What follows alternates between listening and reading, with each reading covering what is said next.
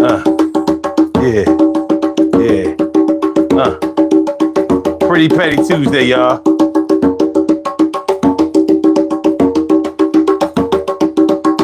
How y'all feeling? We going in a hump day.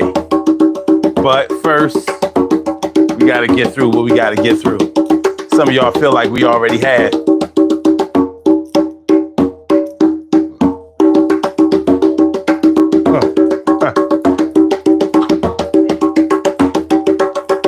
So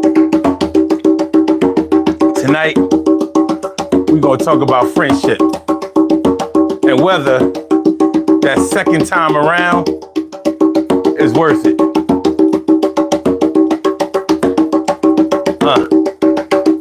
Because most people, I don't know.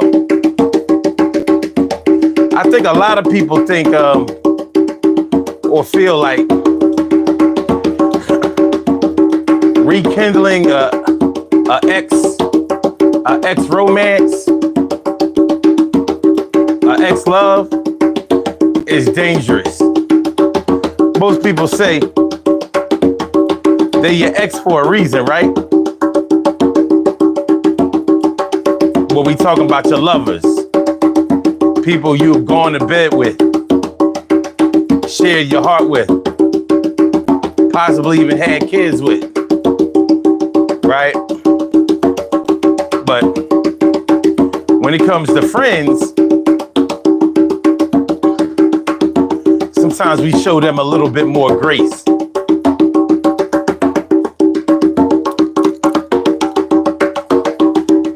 We good on the audio, y'all?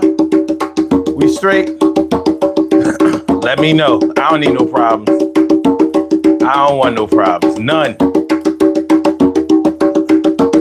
So let me know.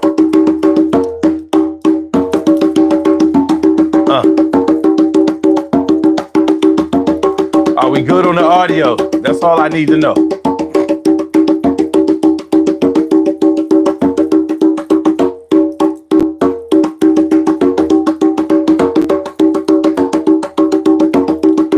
All right, y'all ain't talking yet. So I take a look myself. Yeah, we good. So like I said, why does shit look like that? Sure. Okay. Yeah. So, yeah, most of us believe that you shouldn't get with somebody you used to go with before, or somebody that you were married to before, because the second time around normally doesn't have the same spark or the same results or expectations that you had the first time around. But let me ask y'all this. What about your friends? What about your friends? Will they be around? Will they let you down again? What about your friends? Will they? Will they?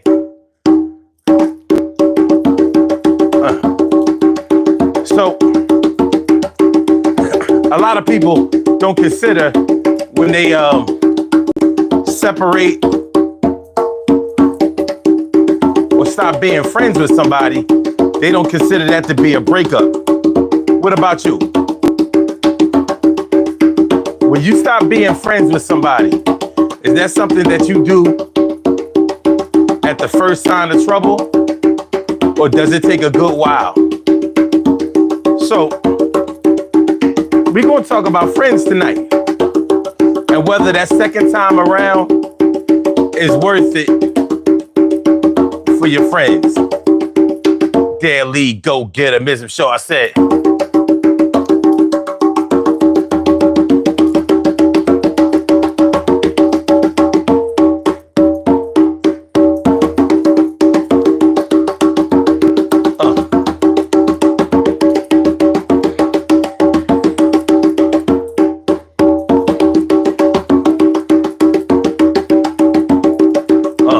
Hit the like button, y'all. Hit that like button.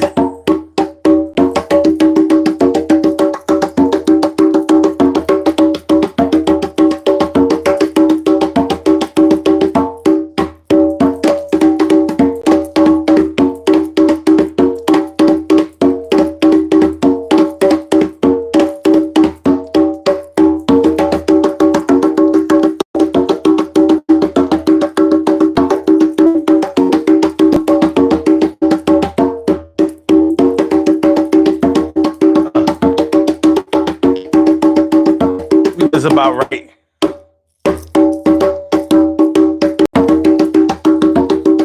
Just about right.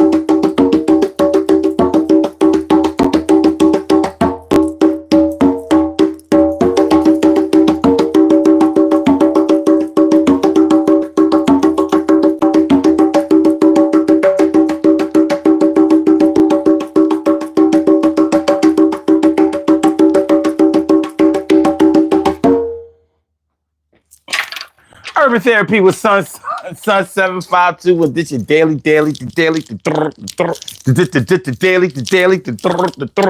the daily Go-Getter show. You think it ain't when it is? You think it won't when it is? We are here and we are in motion. We do this thing, taking off fast lane, no coasting, and everything is gonna be all right. Talk about second time around for your friends tonight. Is it worth it? Should you do? We gotta ask you and see who. If you really understand this concept and you haven't slept and you kept your eyes wide open, make sure get your eyes and friends kept scoping. Well, here we are here Tuesday night, Wednesday round here. Are y'all good? I hope that we get this concept understood. Word. How we rock, y'all understand that we don't stop to a clock in the morning. Wake up, tired, kinda yawning, but we get the job done. Know that we like to have fun, and that's if you're up at this hour, we're going through this thing. Hit the power. What the deal? I'm gonna ask y'all what's up and how I feels. Yeah. All right, so let's get it popping, y'all. So kissing and making up ain't for everybody. Sometimes it ain't the thing to do. Sometimes it ain't the way. But what we talking about today is friendships and whether it's worth it to restart a friendship that has fallen apart. Is it worth it to restart a friendship that has fallen apart? This is something that we probably all have experienced, but I don't know if we always think about it. I don't know if we always feel about it the same kind of way that we feel about somebody that we were romantically involved with. You hear people say all the time, listen, my ex is an ex for a reason. So there will be no redo. There will be no reboot. We can always be friends. Maybe I'll always have love for them. But if we go all the way to breaking up, then we're not getting back together again, and there are no exceptions. A lot of people feel that way, and they feel that way because that's the way they feel. And maybe that's the way that it should go for them. But what about you? What about you? Do you or have you ever rekindled a friendship that fell apart? What does it take for you to let a friendship go? All right, let's get this hardware out of the way. Yeah. Let's get this hardware out of the way and we can have this conversation. This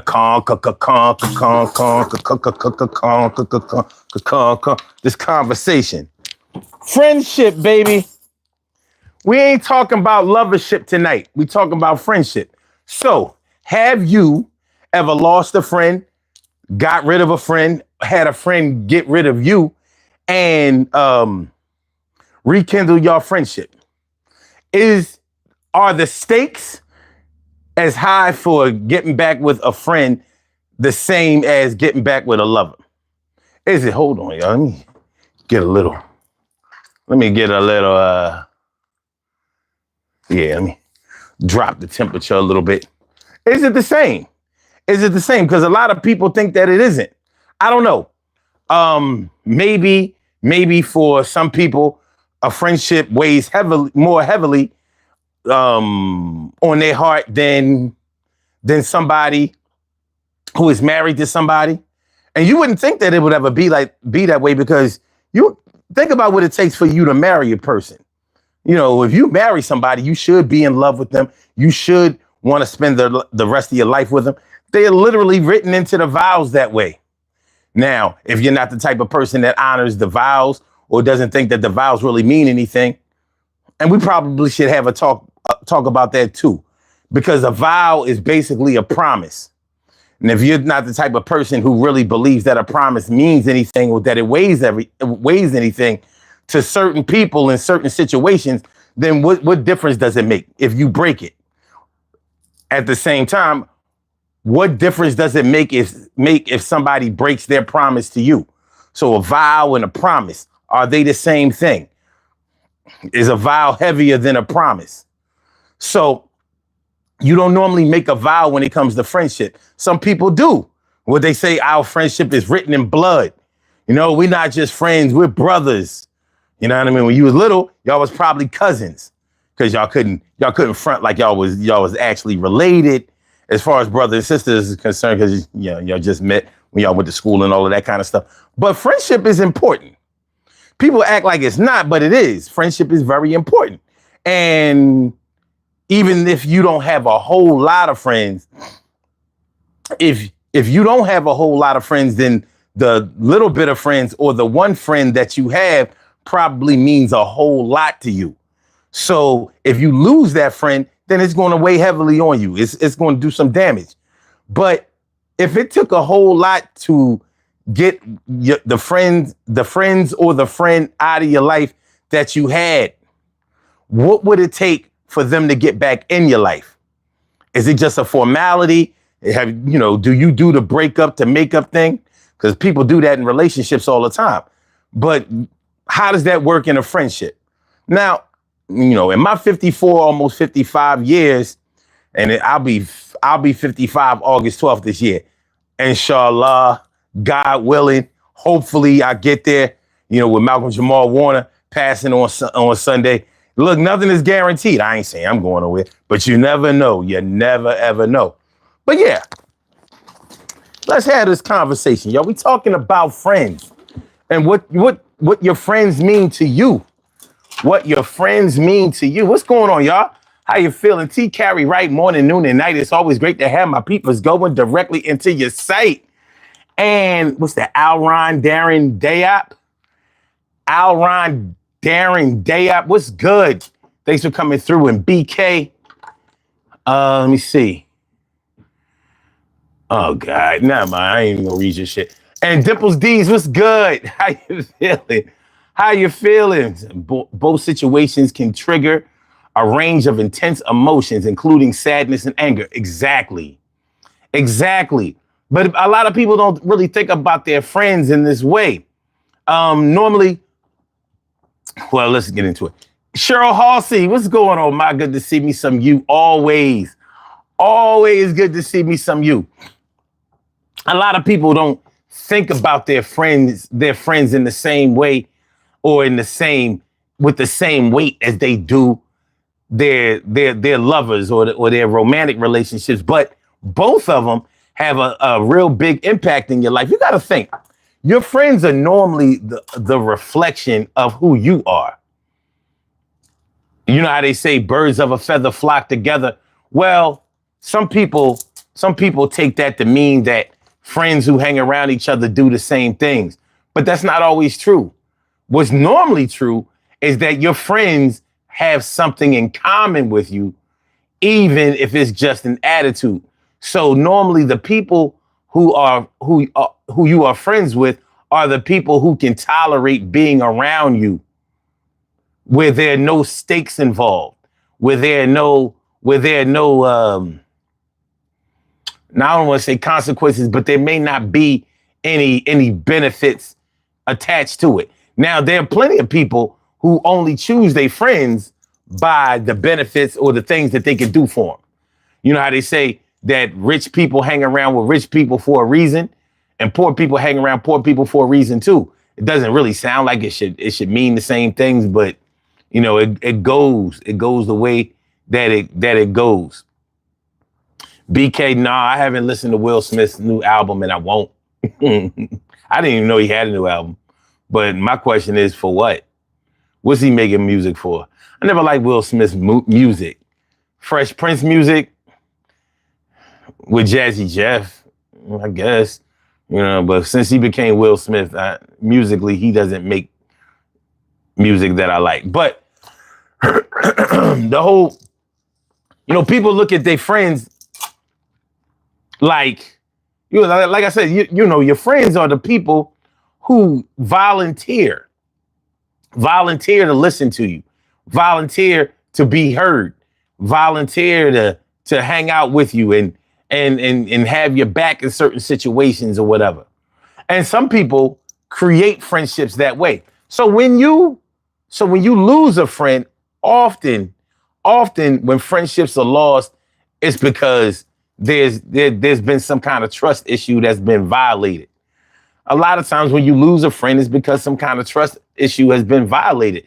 So when you address the question of whether trust is more important than in a friendship than it is in a romantic relationship, I don't know. How do you look at that? Some people might say that, they're one and the same. I don't think one weighs more than the other, but I think that there is an answer. I think one may weigh heavier than the other.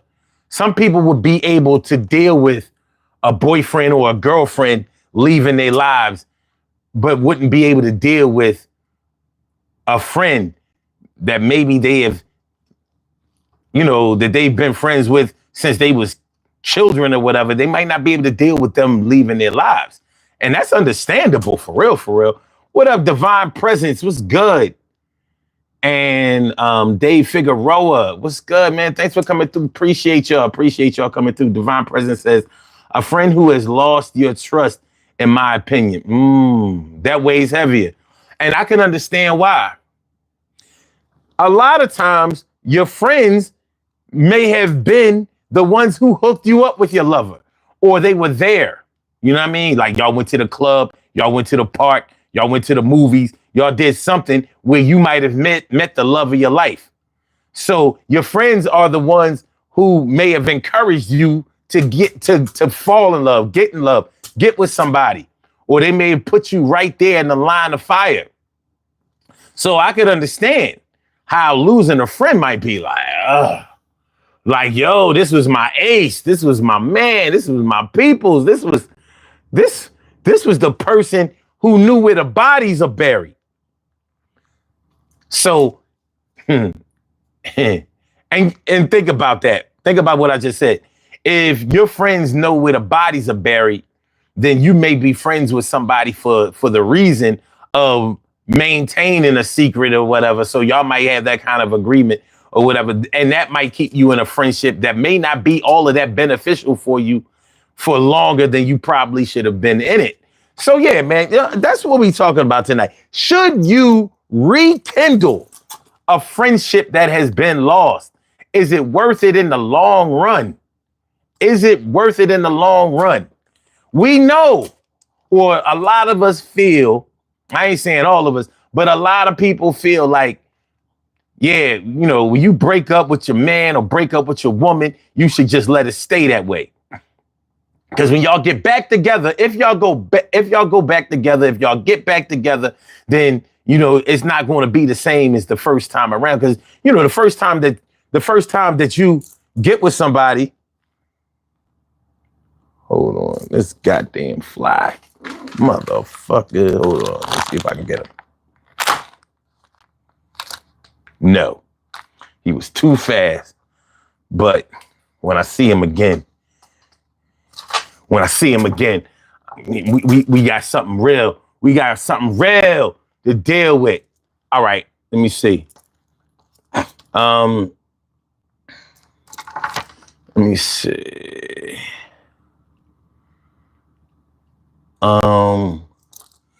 Okay. Divine Presence says, I feel like with a relationship, it's hard to deal with either of them, but we do move on. differently than we do with a friend. If like you say, the friend has been in our lives from some from when we were young. Yeah, definitely. Since we were young, I got you. And he also says some people dealing with a partner who been in their life longer than a friend. So I don't know. I mean, that's true. That's true. But if you think about the reason that you choose lovers and the reason that you choose friends, there may be a pattern. There may be a pattern depending on what your criteria is for a lover or your criteria is for a friend. There could be a pattern brewing that you may not even be aware of, but you may look for certain qualities, which is normal. Like you might look for trust. You might look for understanding. You might look for stability. Like, you know, if you're not the type of person that likes people being in and out of your life, I can't keep running in and out of my life. IDO bye, or is that Edo bye? Says yesterday in YouTube live, you were saying that you identify yourself. Oh damn! I almost finished reading all of that. You are a dick, but it's all good. It's all good. What up, Jeff? Jeff Sprayberry in the house. What's going on, my dude?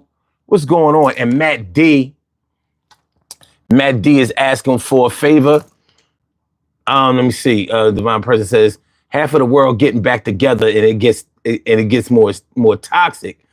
I think it's making up, but knowing when you gotta go. Evaluating through the trauma?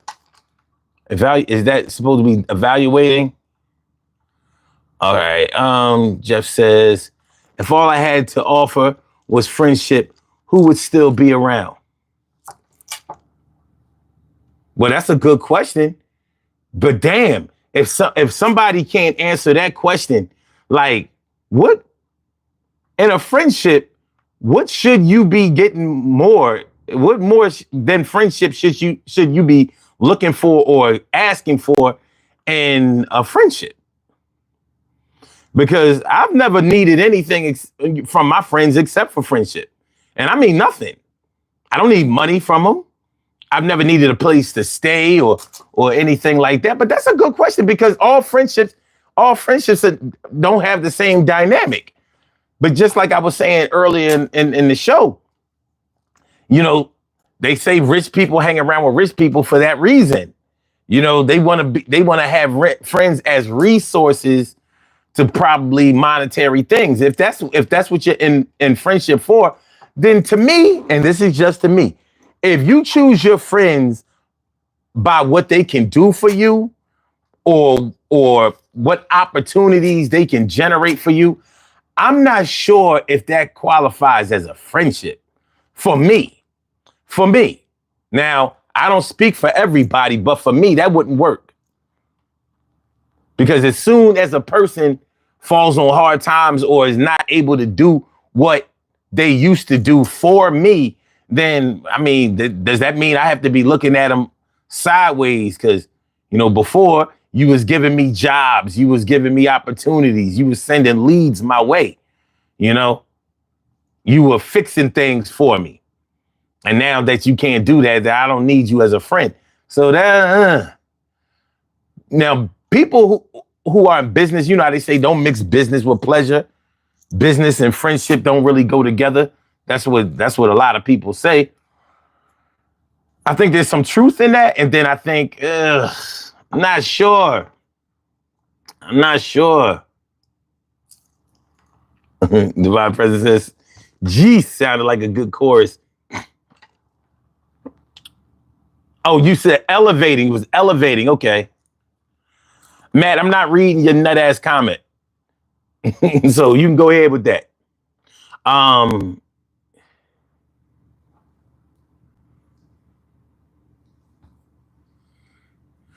Okay. Yeah. Both of y'all about to be out of here. I can almost guarantee you that. Both of y'all about to be out of here. Y'all can stay for now, but ain't nobody fucking with you. All right, Jeff says, that was my point. Sometimes the best way to add to your life is to subtract some people from it. Okay. Divine Presence says, facts, bro. With real friends, it's patterns and dynamics, but real recognize and the real know ain't nothing gotta be given other than love and support. And the rest is a bonus. Okay. And and Divine Presence also says trials and tribulations, real ones stay and stay without receiving. I gotta agree with that. I have to agree with that. Can y'all do me a favor? Please hit that like button. Please hit the like button. You know, just throw me a like. I'm not gonna ask for nothing else. I promise I'm not gonna ask for nothing else. Let me know if y'all want a t-shirt. Y'all want one of these fly daily go get them as t-shirts. I can provide that. But other than that, you know, just hit the like button, please. Do me that one little solid and everything will be all right. Everything will be all right. Let me see. What's that, Smith? All right. All right. Thanks. Appreciate that. Please hit the like button. Hit the like button. Subscribe if you want to. It's all good. But we're talking about whether you should become friends with somebody that you were no longer friends with. I mean, really think about what it probably took for you to stop being friends with somebody. And maybe we should talk a little bit about that right now. What does it take for you to start a friendship with somebody? Have you ever really thought about this? Have you ever taken inventory about what it takes for you to start a friendship with somebody? What does it take for you to start a friendship with somebody? With me, normally I start a friendship with somebody over something that's invisible. Like normally people that I become friends with, for some reason, I like them without knowing anything about them. Like there's some kind of spiritual connection. You know, like I feel disarmed when I saw them. I didn't feel like, you know, I had to tense up or I had to defend myself. I ain't have to reach for the steel or nothing like that. So the ability to be able to relax and feel comfortable is normally what I look for when starting a friendship.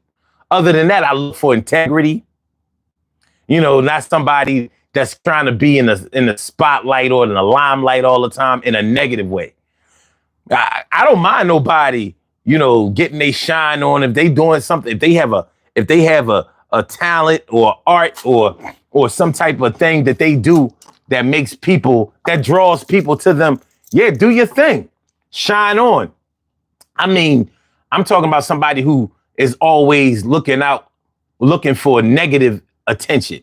Somebody that's always trying to draw people to them in a bad way, like fighting, like being negative, like rumors, like, you know, backstabbing, you know, grimy shit. And you would think that nobody would want to be friends with somebody who acts that way.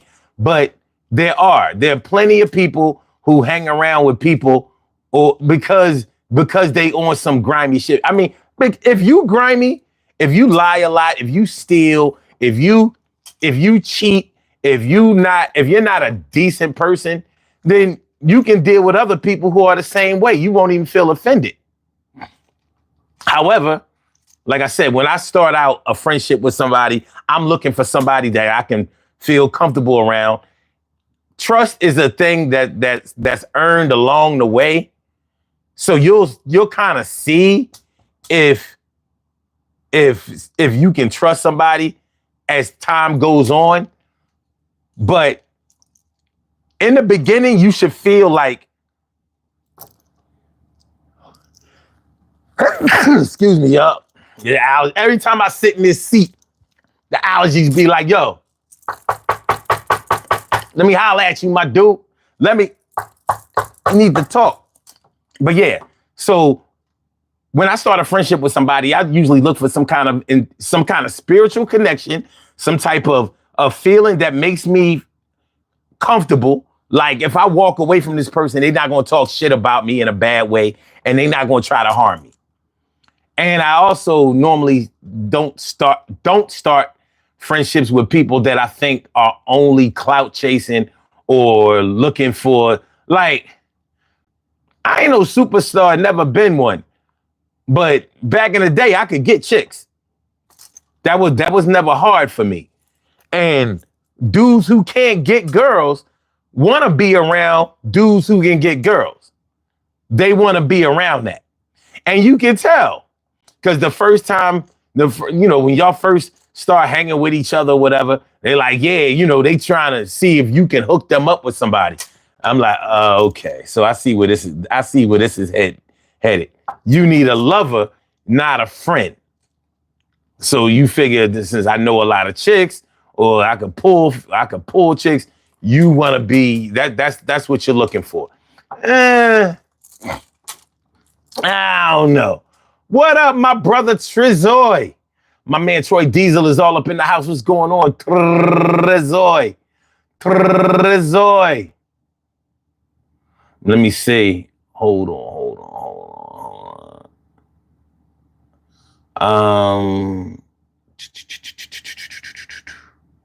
Let me see. Divine Presence says, yes, for real. It's invisible love. It's natural. It feels good. Word. And he says, but do we look at what it takes rather than what we need or expect? Good question. My drawouts. People be in denial. What up, Kim's Wims? What up, Ma? Good to see me some you always. Without a doubt. And Kim says, how did we become friends? Oh, I know the mechanics, but I mean, how? What was the draw? Oh, I'll tell you, because I do remember this. Divine Presence says, when you've been through the trenches and been surrounded by everyone doing wrongs, gotta find your way out and our way in, because it's traumatic in the long run. Acceptance and understanding opens doors. Okay. Me and Kim became friends online because we were both doing the whole Blog Talk Radio thing. So she had a channel on Blog Talk. I had a channel on Blog Talk. I had just started my channel, and this was in 2009. I was on somebody else's channel first, and then I started my own thing. I was on the Real Talk with Mocha show. I was the co-host on her show. And then I branched off and started my own show, The Sun Always Shines show. And me and Kim used to do sort of like the same thing. There were a bunch of other, what did we call ourselves? What did we call ourselves when we were doing talk radio? Well, a bunch of us had shows. And so on that app, it was sort of like how TikTok is now. So you would go and visit other shows, get in they comments and whatever, and let people know, sometimes call into their show if they had an interesting topic. You know what I mean? Let them know that you had a channel or whatever. So we will follow each other. And Kim came to my channel once, and she was busting it up, with the people that was there. Hold on. You have a call from caller. What the last number is 5639. Welcome to the Daily Gogetterism Show. What's good? How you feeling tonight? I am. I'm just going to say I am. What about yourself? Feeling like a real man should all day, every day. So I was just explaining how we met. So yeah. So we was following each other's shows. We was winding up in the chats and comments or whatever of other people's shows. So, it kind of started there. So, you was coming to my show. I was going to your channel. And this was at a time when you didn't have like a specific time that you was doing your show. You just, whenever you got the feeling like, all right, I'm going live. Yeah, I'm about to just, do my shit. I used to be like, well, what time do you come on? When I feel like it. Oh, okay. Yeah. Yeah. Like when she got that feeling, that's when she just turned the camera on and did her thing. So that's how we became friends. It was like that. So the group we were all under collectively was Jitty, JIDDY, because it was Roger Foldman, who, God, I don't remember what team he used to play for, So he's a former football player, and he put all the our specific group together because remember we had the fundraiser, we had the but we knew 72 hours. But you introduced me to him. I didn't know him, so we was already cool before he ever came through. Oh yeah. And then you kind of introduced me to Mocha, and that's where I was introduced to Yella and Black Men Radio, and then I became a part of. So I had my own. I was part of Black Men Radio. I was part of the Galaxy, and then I was part of Fluffy Girl Radio, and that's kind of how I got started because I started as a guest on her show, and then it turned into something else altogether. And she got mad at me. She said, "Why don't you do your own show?" And I said, "Hold my beer, challenge accepted." And that's what it was. Yeah. But I remember how we met, but my question was, what was the draw? What drew you to saying, I like her as a friend? Well, you know, that is the question. All we had going was our voices and whatever picture we had on our channels. So, you know, like I wasn't really active on Facebook. I was still on MySpace in 2009. I didn't start getting active on Facebook until later on that year when MySpace sort of started dying out and Facebook started ramping up and everything. So we didn't have it. It ain't had nothing to do with looks and all of that. But it was like an energy, and that's why I say like when I start a friendship, it has to be some kind of spiritual connection. You know what I mean? Like, so you can't really discount the attraction to somebody's voice, the way that they might pronounce or accentuate their words or whatever. All of these things draw people in. You know what I mean? There may be more things, but you take what you can get. Just like on this show, nobody can see you, nobody can see Troy, nobody can see Grown Women Don't Try, or whoever calls into the show. Nobody can see them. We don't know what they look like. You know what I mean? Because people can put up avatars and all that kind of stuff. You don't know what they look like. You don't always know who you're talking to. So you have to be you have to decide whether you are drawn to whatever energy that they putting forth. You know, so you know, we start somehow we exchange numbers. So we was talking offline, you know, just kicking it, you know, shooting around show ideas and thinking about how we, you know, wanted to do this thing, what our goals was doing this thing. You know what I mean? Because you had Reese's Corner or Reese Cups Corner. Yep, Team. I had Reese's Corner and Team C. So I remember all of that. So there was a lot going on, you know. So because we were in the same industry, it was easy to become friends in that vein. But you have to think about who you remain friends with, even after all of that was done. You know what I mean? Right. Think about it. What killed Blog Talk was when they started making people pay. That killed all of that. You know what I mean? That was the dagger. And I think some people wouldn't have had a problem paying, but they needed to improve the quality of the service, and they didn't do that. The platform didn't improve enough for people to be like, oh, I want to pay into this. That audio was garbage. That audio was straight ass, and it never got that much better. They improved it a little bit, but I mean, it went from being free and you could have as many callers as you wanted on there to, you know, straight $40 a month. Like going from 0 to 40. Like, how do you, like, yo, start small, 10, you know, 5, 10, whatever, you know, like, but they already had a plan. And I guess they advertisers wasn't paying enough. I mean, and now they're gone all the way. But that is what it is. But let me ask you this, because what we're really talking about tonight is whether you should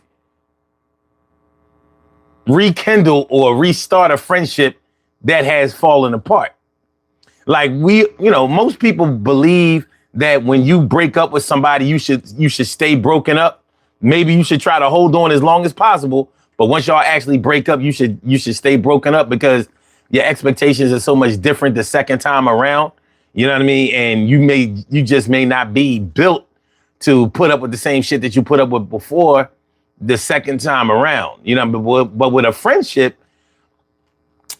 do you have the same risks, the same risk factor that you might have in a romantic relationship starting over again? Do you have those in a friendship? So what do you think about that? So I can speak to both. As I said before, I am a repeat offender. So again, I've always dated the same pool of men because I'm a repeat offender. So just because we broke up doesn't mean we won't date again later down the line, and that's what has happened. Okay. That's why I'm trying to do something new now, because I'm tired of it. I have to break that cycle. And as far as friends, I think it depends on why the friendship dissolved because when we're done with me and I'm like, it's done, it's done. Mm-hmm. And again, that depends on the nature of it. So if you have done something to tarnish my reputation or my name, and I'm not talking about, oh, she's a bitch or nothing like that. I'm talking about some real stuff, like you accuse me of stealing, like something that impedes on my personality, my reputation, my morals. Then that is a different, I can't go back from that. There's no return from that. And we are no longer friends. We're not even enemies. You just don't exist to me. Mm-hmm. But if it's something like we fell out over some, I don't know, we'll just say something simple. He said, she said stuff. Eventually, we can recover from that. Okay. It may take time, but eventually we can recover from that. But if it's something really serious, like you harm my family or something like that, then no, there's no going back from that. Anything that makes me have to stop and ask myself, why did I ever like this person in the first place, is definitely the red flag that says this is the end of all things for us. Okay. So if it doesn't make me question that, then we can recover. But if I have to question it, then there is no return from it. I hear that. So the title of the show is Kissing and Making Up Ain't Always the Way. Kissing and making up. Now, my feelings, and I want to know how you feel about this. My general feelings is that if you can kiss and make up, then y'all should have never broke up in the first place. What do you think about that? Hold on a second. Hold on a minute. Sure. You have a call from. All right, Davida, hold on for a second. Yeah, so Kim, what do you think about that? So I think sometimes things happen in life that brings you to that point. You know, we aren't always going to agree, and every friendship isn't as simple as, okay, sure, I understand. And yes, it was exactly like that. And so we were having a conversation. I had went to his house. He lives about 10 minutes from me. In fact, I had took him some food. That I cooked. We were sitting there talking, and he actually had took it to another level and said, well, why the hell, not those words, why the fuck did you pay somebody to come to your house and you didn't tell him to cut your yard? And he knows who this person is. He's 74 years old. Let me tell you, this man is old. I've been in my house 10 years almost. I live in a house. I have a mortgage. He lives in an apartment. So I told him, I said, well, dude offered to cut my yard that Friday, but he did it on his own free will. But I'm not going to just neglect him for cutting my yard. It was hot. I paid him and I fed him. Shit, I cooked. So I don't care about none of that. Like, if somebody comes to my house, they do service, I'm going to treat you right. I'm going to pay you and I'm going to feed you if I cook. That's simple. So he got painting for the first time, someone else. And it's for fun. I can say this out loud. It is fun. I mean, Listen. I got grown kids. My kids is 19 and 25. Like, and this boy right here, he's a young man, but he's a boy. But he treats me better than what I've been with for the last 4 years. Mm. He's 28. I don't see where the problem is. He's 28. He's 28. Let me tell you again. He's 28. And he's been treating me different since about June 27th. It's been different. And I must say, he called, and I'll say, like, he called me tonight and he asked me why didn't I check on him. I haven't called this man, and normally if you're in a relationship with somebody, you call and text them or whatever on a daily. I haven't texted this man in over a week. I haven't called him in over a week. Do you kiss and make up? Like, me and him had a conversation tonight. He got shit at my house. He got his hat. He got hats. He's got clothes. It's been here for about a year. He left it over here purposely, I feel like, to let another nigga know that he been here. But he don't live here. So he told me that he might have a sister come by and come and get his stuff. But my problem is that he never acknowledged what he said to me. I told him, I said, listen, the problem with you and I is that you're 45 years old and you have not acknowledged how you made me feel last week.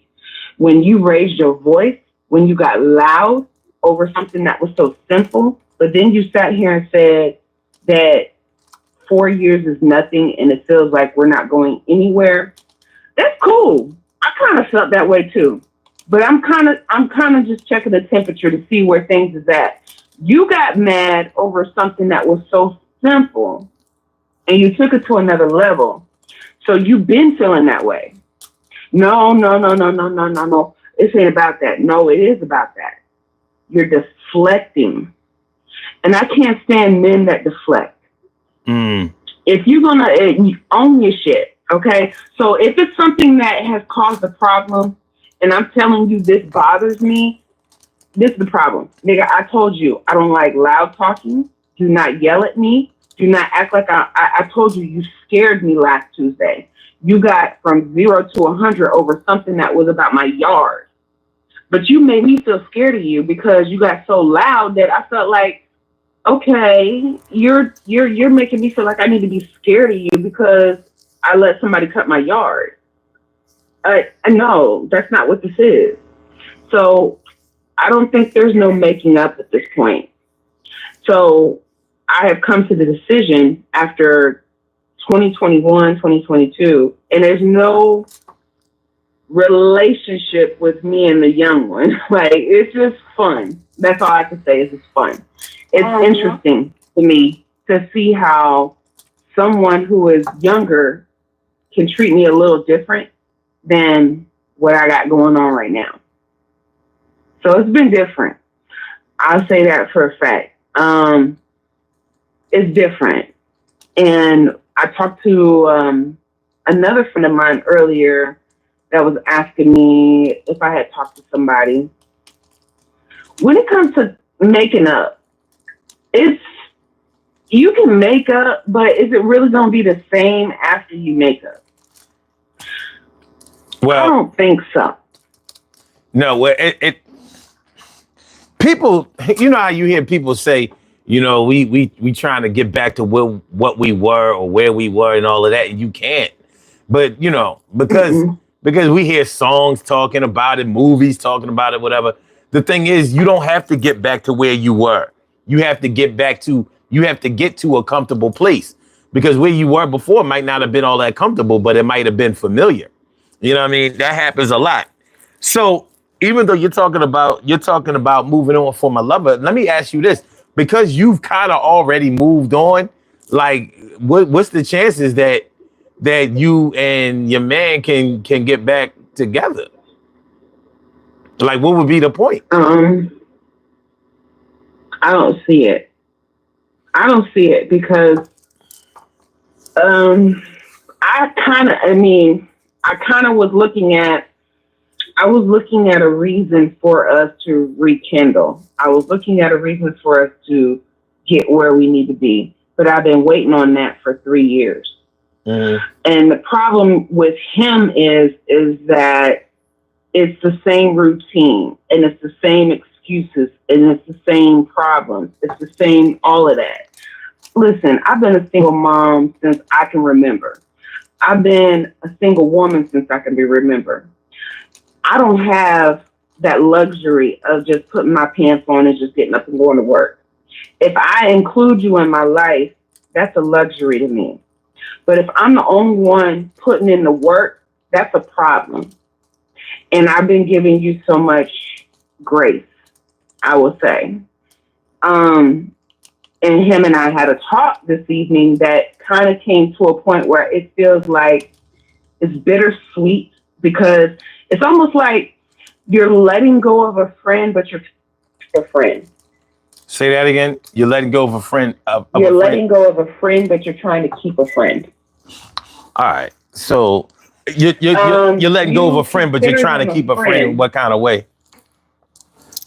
So you consider them friends, but it's like you don't want to lose their friendship in a way, but you cannot see yourself romantically involved with them anymore. Okay. So that's where I'm at. I think that's basically where I'm at. I think that I just want to be a good friend or a friend. And that's kind of weird to say after 3 or 4 years, but I'm willing to take that. Because if at this point you can't see where I'm coming from and you say that my triggers and my trauma is holding us back, that's what he told me. He said that my triggers and my trauma over the past relationships is holding us back from moving forward. Meaning, if he was to make me his wife, he can't make me his wife because my past relationships and my trauma is holding us back. No, that wasn't the problem at all. That wasn't the problem. But you're making it that problem because I brought it up, because you triggered me. So I take it like this. That's a sign. Because you're not acknowledging what the hell I'm saying. He kept deflecting on what I was saying, basically. He was just being very nonchalant, deflecting on him getting loud and telling me that, I didn't like that. I didn't like that at all. I will never accept a man getting loud with me, getting disrespectful, putting his hands on me, or anything like that. Oh, you feel like I was going to put my hands on you. No, I didn't feel like that, but I'm not willing to wait for that. So hold on. You got to laugh. Hold on. So out of from 3 or 4 years that y'all been seeing each other, this one incident is what separated y'all in your mind? The straw broke the camel's back. Yeah. Okay. So does that mean when you say that that's the straw that broke the camel's back? So you're saying that, are you saying that you had other concerns, but this kind of, highlighted or, made it definitely did. All right. Okay. So when we talk about, because what we talking about tonight, what we were really talking about is whether you should rekindle friendships, not so much on the lover side of things, because but since we're talking about that too. So do you think that there's no chance that you and your man can get back together? Because sometimes when you break up with people or when you separate from people, after a while you might miss them. You might forget about the things that y'all broke up for. You might have got with somebody else. How women are always complaining about the dating pool out there. You know what I mean? So I'll tell you, there's two parts to that. I have a friend that I do miss dearly, and I wish that we would rekindle our friendship. A female, Keisha. We ain't talked in about 2 or 3 years. And him, him and I talked about that briefly. He said there's no love lost. This was tonight. When he said there was no love lost, and again, that's kind of like a punch in my face, and that's kind of like a stab in my stomach. Because at the end of the day, when you feel like you put so much into a friendship or a relationship, you got to be friends before you can be anything else. I've had girlfriends, homegirls, who I feel like consider to be sisters, and they have just destroyed it. Only about 2, because I don't get that close to females. Okay. But on a man standpoint, him and I, if I was to be a friend, I would want to be exactly just that, a friend. I don't want to be anything else. We talked about it, and I think that maybe it could be doable, but there could never be no boundaries crossed, meaning like, you know how people need a favor? You know, favors went out in 97, Omar. Like, we ain't doing favors no more. Okay. They took favors. Like, favors, everybody need a favor nowadays. Like, I need a favor. I need a ride. I need this. I need that. No. See, you know, I got that heart where if you in need of something, I'll come through for you. But after some point, I want to feel that same reciprocation, whether it's a female or a man. And it's not conditional. It's just life. It's just, I think it's human nature. Like, if you keep doing for somebody, do you really want to see that reciprocation? Be honest. If you're doing right by somebody? Right. Regardless of what it is. If you're acts of service, if you are doing something for them and providing something for them, like just taking them something or bringing them something, or it don't have to be money. It could just be being present for them. Don't you want to eventually feel that reciprocation? Because see, some people, to be honest, right. So see, this is some real shit. So some people ain't gonna say this, but I'm gonna say it. If you're going to, even if a friend or a coworker at work, right? If they gonna say, you know, down the line, y'all get close, start kicking it, whatever, y'all hang out outside of work, hypothetically, if they need you, take their tab. At some point, are you gonna want them to take your tab for food? I'm just saying, like, this is just hypothetically. Because you're going to want the favor returned. You're not going to say it out loud, but you are indirectly expecting it because you're a friend now. Like, we hanging out, we kicking it. So if you don't return that favor, like, you know, I'm doing this for you, but it's not indirectly expecting anything, but you're kind of seeing if human nature is going to do the same thing back with you. I've done it. Mm-hmm. I have. I'm guilty of it. And sometimes I don't look for it in return, because one thing about life is that you can't give out something that you can't afford to lose. The subject, me and my brother are miles apart. He in Texas, I'm in Florida. He can't make up for what he has missed with me. He ain't been here in my life in years, but we grew up in the same house together. So you can't call me and get the privilege of knowing what's going on in my life. You can't get on social media and see what's going on in my life. You don't get that privilege. You know why? Because you left me. I feel like you abandoned me. There's certain things that people don't understand. When you back off, you back off. You fall back, you fall back. That's it. I can dig it. But the whole thing about getting back with each other, or starting a friendship over, sometimes people don't really understand what a big deal that is, or how serious it could be. You know, I mean, we navigate through our friendships so So Do you hold grudges? well, let me put it this way. We navigate through our friendships like friendships are going to be easy because we don't put the same type of stock in our friendships all the time that we might do and when dealing with a lover. You know what I mean? We might think that our friends are always going to put up with everything that we do, or we might even feel like we might put up with everything that our friends do. You know what I mean? Because our expectations may be different for our friends than they are our lovers. So when we lose a friend, a lot of times there has been something catastrophic that has happened to make you let go of a friend. Like maybe think about all the stories that you've heard about people not being friends with somebody, money stolen, using each other, fucking your man or your woman.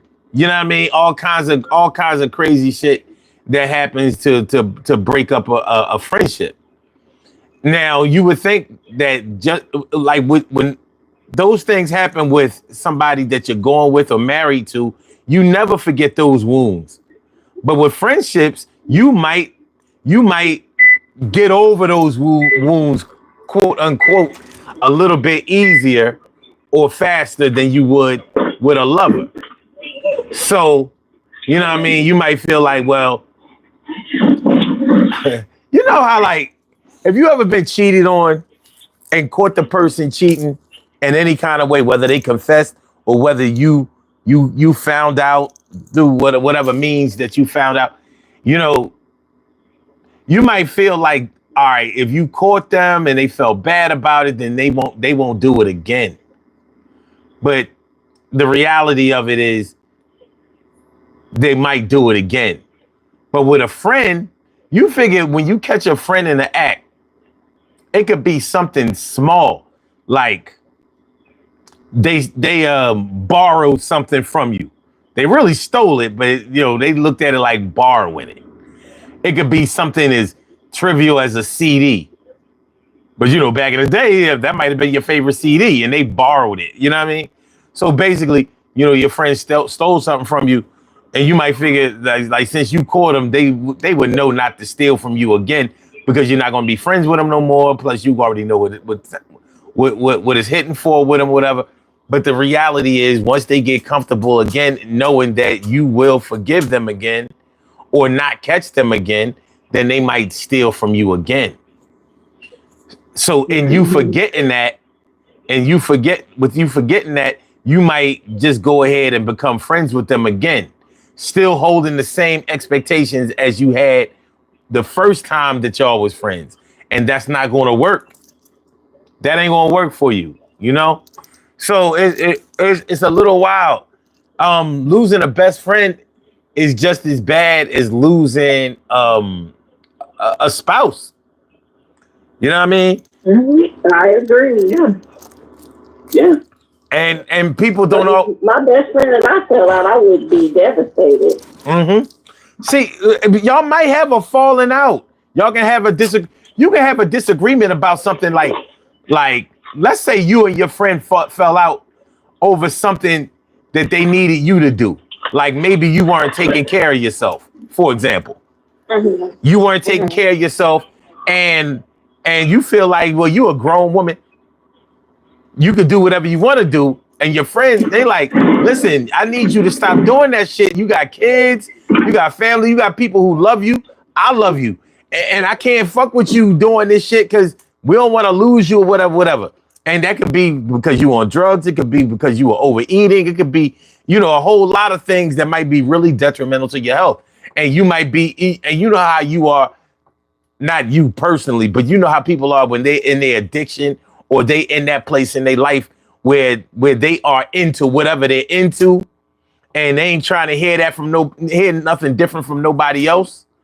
You know what I mean? You might be in that space, and when you're in that space, y'all can have an agreement, which will result in you saying to your people, well, yeah, we not friends no more because, they just want to get high, or they just want to blah blah blah. They just want to, they just want to play around with their life or their health or whatever. And then on they side, they saying, yeah, we not friends no more because they felt like they could tell me what to do, and I'm my own person. I don't need nobody trying to run my life. Both of y'all are a little right. Both of y'all are a little wrong. You understand what I'm saying? But you can have a fallout like that where it's not a situation where y'all don't like each other anymore. But what do you do in the situations where y'all actually did experience not liking each other anymore, not fucking with each other anymore, and then later on trying to put the band back together?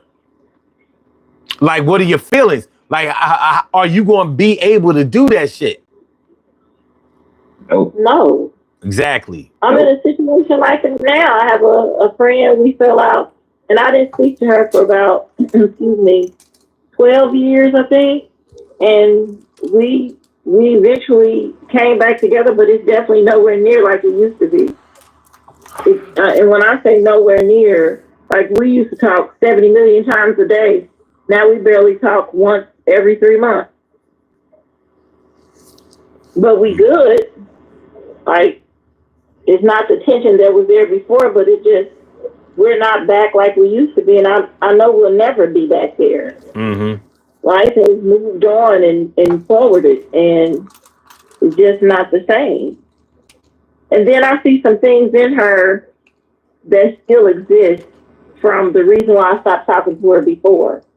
And it's like, damn, here it is forever ago, and you are still kind of the same. You still do the same shit. Like, no. So let's just keep it the way it is. That way, we don't fall out again.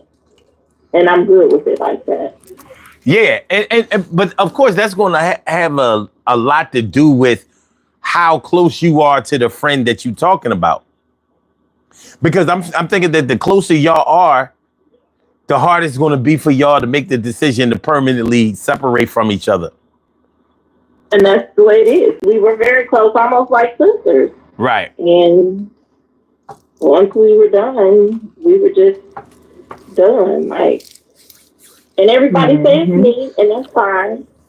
But that's just what it is. Well, my cousin, who we are not like we used to be. That's crazy too. We'll never be again. Yeah, so, you told me that some years ago. I was like, damn. And we still there now. That's wild. And it's me, and I accept that it's me. I don't want to nothing no more. I don't want to go back. I don't want to anything. Your troll is back, jamming up the. No, I got him. I got it. But I don't want to do that anymore. I'm good. Mm-hmm. So, and maybe one day we'll be all right. Like, of course, I don't want anything bad to happen to her. I support when she lost her dad, and if I hear that she's doing something that's concerning about her health, I respond to it. But I don't want us to go back to the way it used to be. Yeah, I could dig it. Yeah, I mean, it's hard to get back to where you used to be, but that's the thing. You don't have to get back to where you used to be. You just have to get to a good place. But it's not always, but because of the memory of what y'all had before and where y'all were before is still fresh. It's hard to fathom just, starting something new that's going to be as good as what you had before. Because you may feel like you built up what you had before because it was a good thing. You know what I mean? Like, you can't discount the trials and tribulations that you go through with somebody, especially when there's a friendship involved. Y'all may have literally saved each other's lives at certain times. Mm-hmm. How do you restart something that has that kind of history on it? Like, I literally dragged you out of the water, or pushed you out of the way of the car, or made sure you didn't get shot, or you know, whatever the case may be. And that could be literally, or that could be figuratively. You know what I mean? Your friends are supposed to look out for you. So when you get to the point in a friendship where you don't feel like they're looking out for you anymore, how do you, how does time heal that wound? It might not do it. No, I don't think it ever does. Yeah. Nope, So it does not. yeah, man. It just scabs over. That's how it does. It just scabs over. Word. That's it. Yeah. So yeah, it's now when you talk about a lover, some people look at their lovers as friends, and some people don't. But for the ones who do, like in the case with you, Vita, you might be feeling like you losing a lover and you losing a friend, and that's hard. That's hard, especially when you're dealing with somebody. And I don't know if y'all have ever dealt with this situation where you've broken up with somebody and they didn't want to be your friend because maybe they were so deeply in love with you that they was like, no, we can't be friends after we've been lovers. Some people don't, they don't subscribe to that. Some people say, no, we either lovers or we're friends. It's one or the other. We're not going to be both, or I'm not going to trade one in for the other. Well, I mean, then when something like that happens, then a decision has to be made. Like, okay, we can't be, if we can't be friends, then we're not going to be nothing. Mm-hmm. I ain't got nothing for you. Mm-hmm.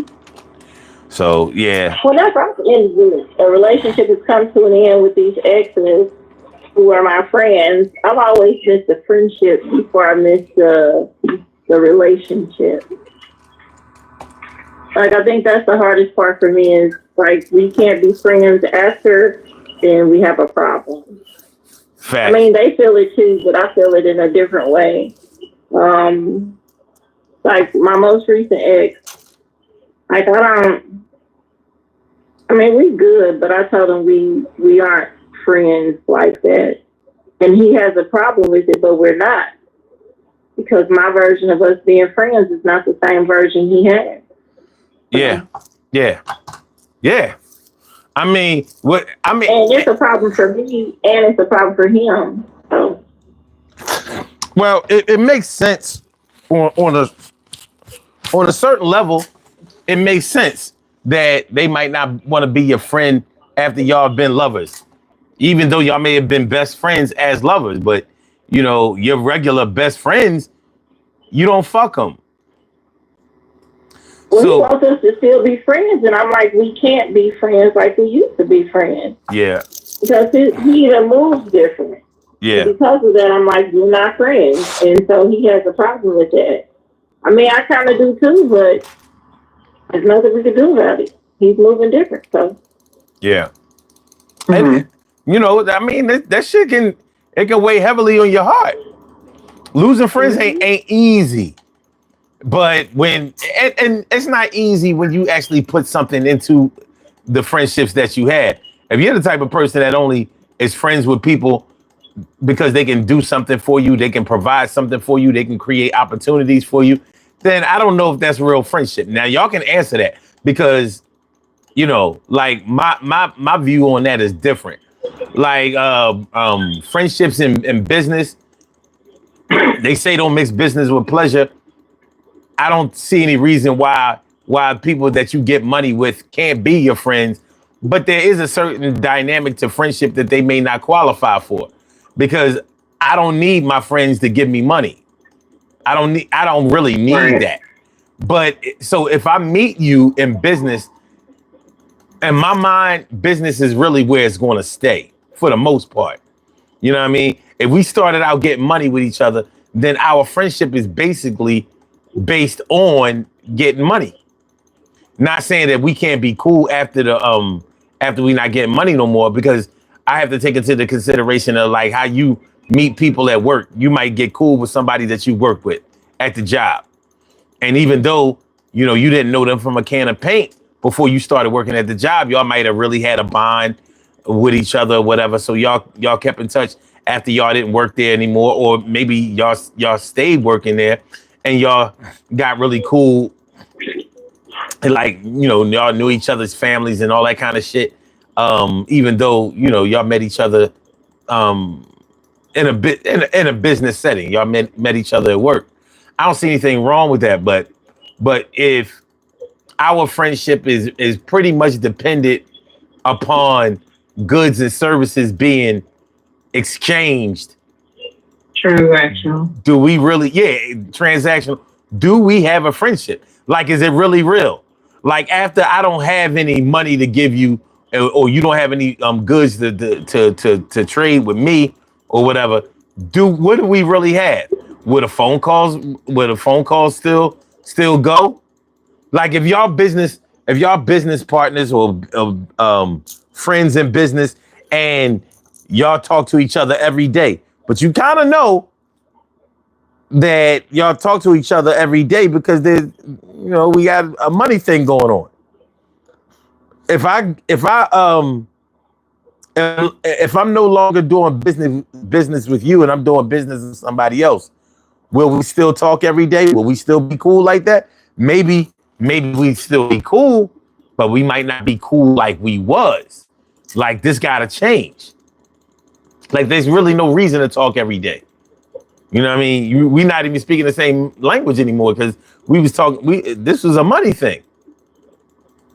So it's there can be a lot to this thing. It's not as easy as it may look or as easy as it may sound.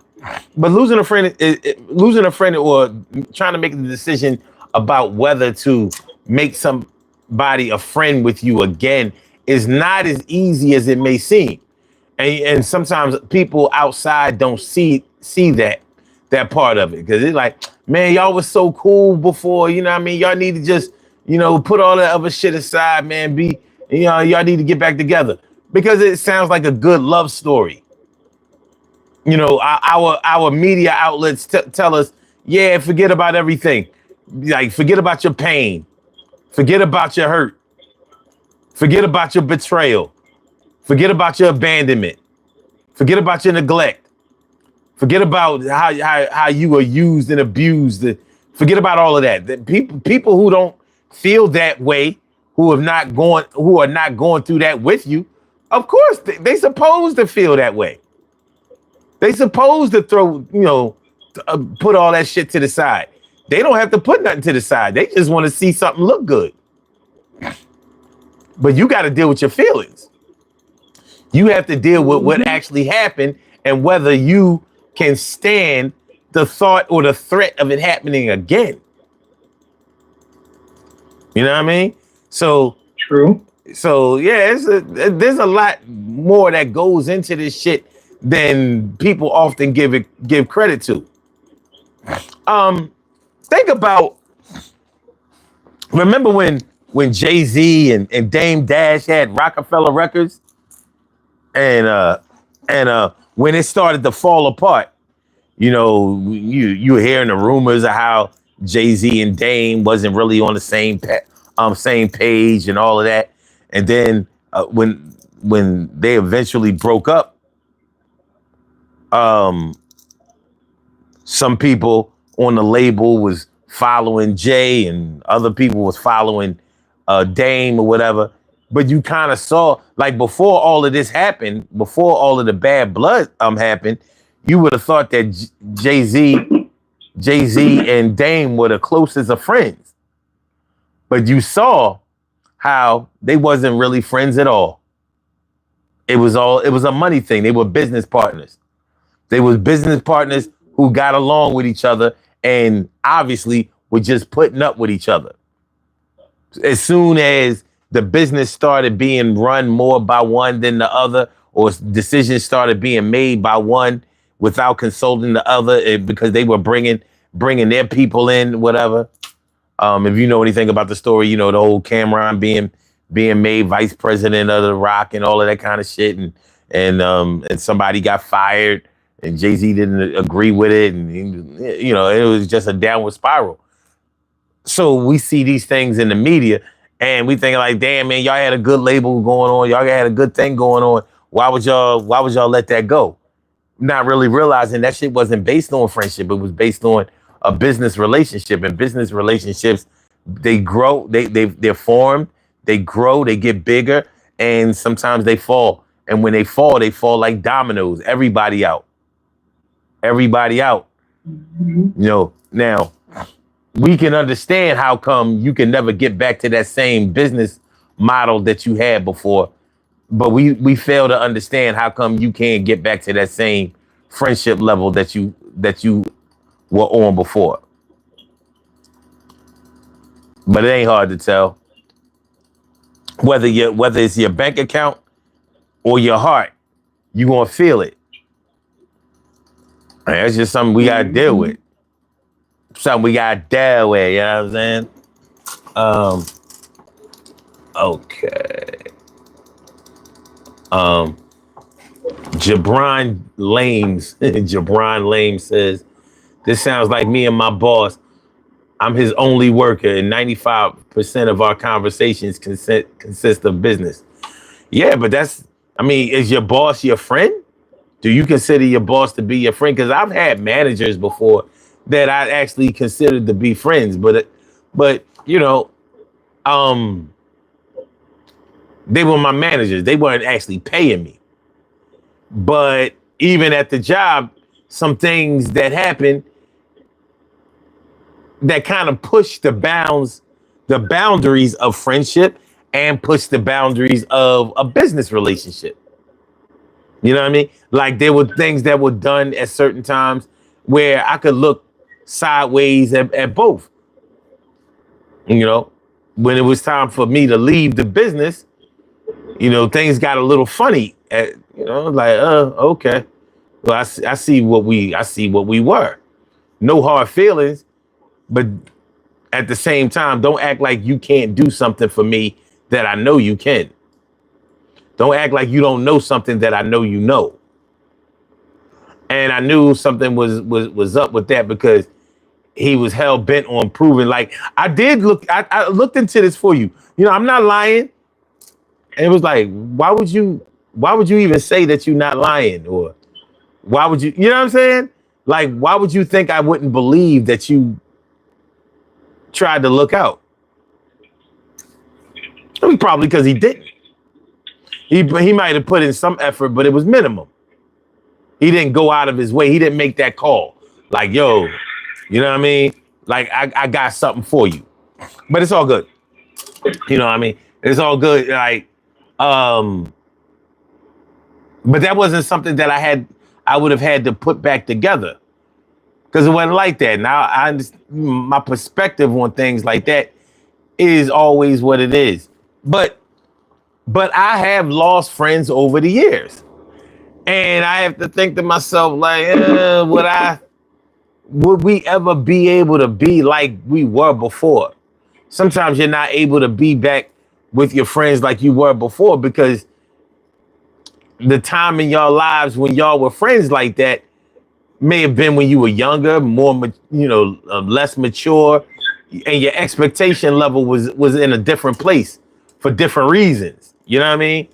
Like you can't, like at 55 years old, I'm not looking for a friend that I could run around these streets, chasing chicks with. Like I'm not 25 no more. This is 55. It's a whole different, the stakes are different. So your maturity level is different. Maturity your level. Your needs are different. Your wants are different. Your what you enjoy is different. Right. Right. The thing is, you kind of have to safeguard yourself from asking or convincing yourself that you don't really need no friends or you don't need no new friends or whatever. Friends are always good to have, but it's always good to identify who they really are. Sometimes we fail to identify who they really are. So, Mm-hmm. it don't always work out the way that we needed to work out. And but friendships are important, very important, and they can be just as important as the lovers that you have or the spouses. I mean, you have many people that are married or together, and they don't really fuck with each other like that, but they still there. Mm-hmm. You know what I'm saying? They're still there for each other, and it's And see, that's what I'm trying to avoid. I don't want to be married to nobody that I'm trying to avoid. Like, who wants to live That like part. that? I ain't got That time part. for it. Like, if we're gonna be roommates, nah, I ain't got time for it. Mm-mm. Nah, I ain't. I don't fuck with you. I don't fuck with you. Nah, I'm good. Call it what it is. But I want to identify that early. And I'm getting older now, so I'm starting to identify that earlier than later. Like this young boy, like he swear up and down. Y'all, he's 28, and he swear up and down. Like I'm different. Like I'm this and I'm that. Like I told him, I said, listen, I'm 43. Like listen, honey, you 28. I ain't got time. We ain't doing that. We might be having fun. I ain't doing that. Nah, we not doing that. We ain't gonna lie to each other. I'm not gonna even entertain it. What we not doing.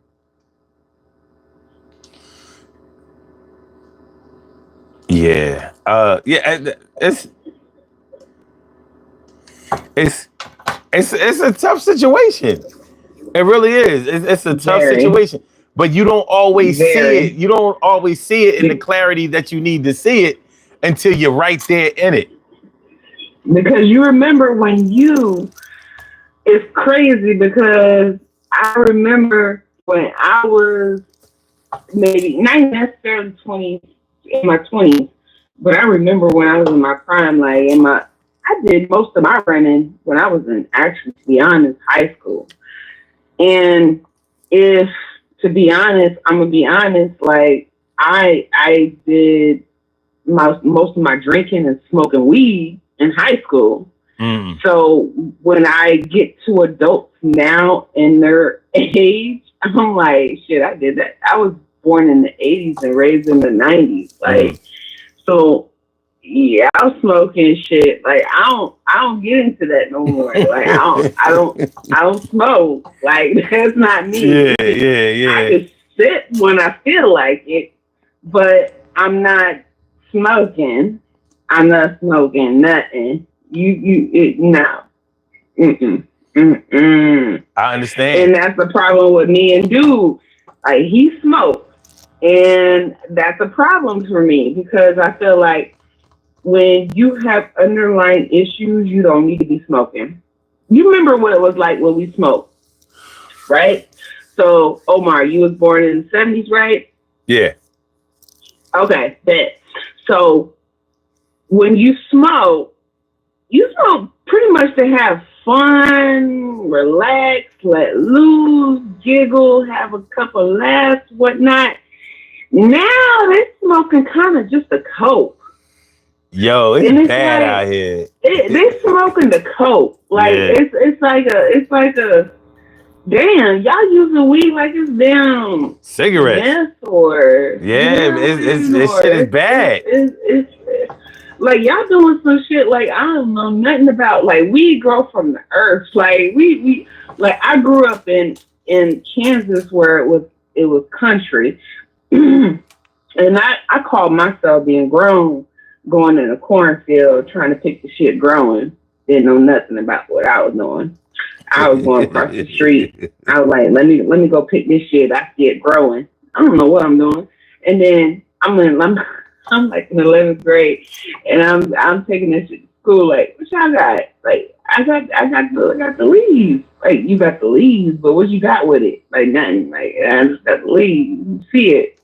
That's the herb. Like, that's when the chronic was. Dr. Dre was popping. Mm-hmm. And the chronic. So I was like, now it's different.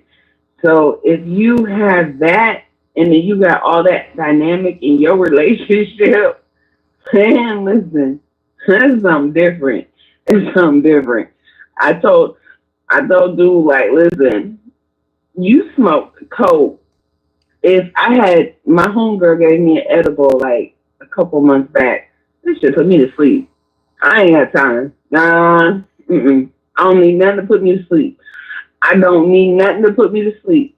I have shit to do today. they do the most for the shit nowadays. I swear to God. Yo, you So telling the truth though. Like I got shit to do today. I don't give me nothing that's gonna put me to sleep. I don't even drink like that no more. Matter of fact, I got alcoholics in my family. Yeah. So I don't even drink like that. So if I sip, I'm a sip occasionally on holidays. Don't, because if I drink, I'll drink you under the table. Like we have some shit called St. Ives. I don't know if y'all know nothing about that. Oh, really? Mm-hmm. Yeah. Yeah. We might know a little something about it. I might be taking you back. But St. Ives was nothing to be played with. I was like, now they sitting out here drinking Mad Dog and Steel and But anyway, hold on. Where are they still drinking St. Ives? I'm not going to take off. Where are they still drinking St. Ives? That's what I want to know. They don't drink it in Florida. But if I promise you, if I had some, that was my, like St. Ives was my first drink. St. Ives was my first drink. When I was in school, I grew up in the Midwest. So in the Midwest, we had St. Ives. What, when you was like 11? What, you like 12? No, I was born in 81. So I was in high school. So I was like, what's that like 97, something like that? Whatever. No, so I had, what was it? St. Ives Passion, the passion fruit. Oh, God. Oh, that's St. Ives. Yes. Oh, no, God. don't play with, Oh, you talking about the colors, the flavors. Yes. I'm thinking you talking about the 40 ounce of, I'm thinking you talking about the malt liquor St. Ives. No. Oh, that's We ain't talking about the malt liquor. No, we ain't talking about the we talking about the colors. We're talking about the strawberry. Now this makes sense. Passion fruit. Whew. Yes. Like I was thinking like, yo, you was a baby drinking. You know what I mean? No, listen, Omar, I was that girl to drink y'all under the table. And I was like, probably 16, 17. That was my first drink, St. Ives. And so here in Florida, they don't have that. And I've been with a dude, he don't drink at all. All he do is smoke. That's all he do is smoke. I don't smoke nothing. So I'm like, okay, so I'm gonna have me a drink, but whatever that drink is, I'm gonna sip it. And it's weird. It's weird nowadays. It's just weird. So I don't know. Anyway, I ain't taking y'all off topic. Okay? I got all off topic. I swear to God, I got all off topic. I took it to another different level. Yeah, that. I swear, if I meet somebody, I'm in Florida. I think I'm in Jacksonville. So I think maybe the Georgia line might sell St. Ives, but they don't sell it in Florida. They do not. If I get my hands on some St. Ives. They still sell it in the Midwest. They sell it in New York. I know they do. I know they sell it in New York, but they don't sell it. I don't know nobody who drinking that. I don't know nobody that drink no malt liquor no more. I ain't met nobody. I don't either, but they still sell it. Give me some damn passion fruit. Give me some damn strawberry. Give me some of that. Give it to me. Swear to God, that shit is something different. Yeah. Omar. St. Eyes. Man. I'm sorry, go ahead, Omar. Like, no, saying yeah. Nobody knows about that. That because especially we're in 2025. Nobody knows about St. Eyes. Man. Yeah. Because I used to drink 40 ounces. I'm like, I had the 41 though. I did. That shit messed me up so bad when I was in high school. I couldn't go back to school. I was throwing up. That shit, I will never, ever in life drink any beer. I don't do beer. yeah. Do not give me no beer. I will not. And I'm a social drinker. But those two drinks right there was a happy drink for me for whatever reason. St. Ives was a happy drink for me. Yeah, it can make you It's a malt liquor. it can make you take you there. I don't know about happy, but it'll make you spirited for sure. It'll definitely Definitely, it will take you there. And I remember, I think when I went to New York, back in Brooklyn, I was trying to bring some back, and I was like, okay, that was my worst experience ever going to Brooklyn. And Brooklyn, oh Lord, Omar, you've been to New York. I know you're in Philly. Plenty of times. Plenty of times. Oh my God. So when I went to New York, my biggest thing was I just wanted to get on the train. Like I wanted to feel like what that experience was like because I said I want to feel what it's like. It's like if you've never been in the snow. Like if you've never been in the snow, you want to feel what it's like. So I got in that shit and I was like, okay. Okay, this is different. This is different. Yeah, y'all can have this. Like, they charging $1 for everything you do over here. Yeah, yeah. 40 ounces of beer. Yeah. That was definitely an 80s and 90s thing. The two that weed kind of got rid of that took over the malt liquor phase. Like these young boys nowadays, they don't know nothing about no 40 ounces of beer, no shit like that. That's not what they fuck with. I don't see people carrying around 40 ounces, do you? No, it's a wrap. It been a wrap. They ain't been doing that. 40s. That shit been dead for over 20 years. I think when we was in high school, we carried around 40s, and that was it. Yeah. I don't know.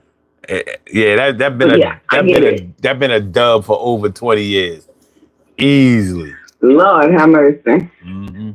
Let me know my age right now. Damn. All right. Troy is about to have a heart attack in the comments, so I need one of y'all to clear the line so he can. Will. All right, you will drop off. All right. Okay, go ahead. All right, everybody, have a good one. All right. Thanks for calling in. Good night, Mama. As usual.